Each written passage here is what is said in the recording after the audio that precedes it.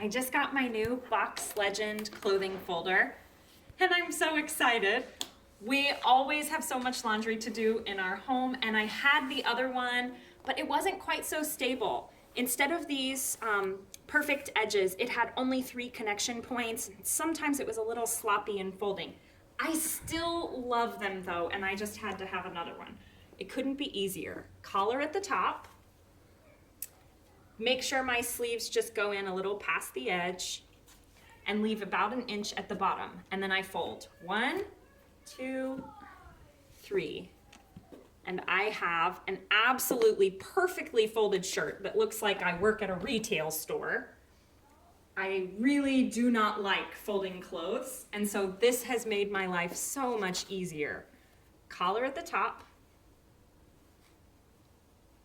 Leave about an inch at the bottom.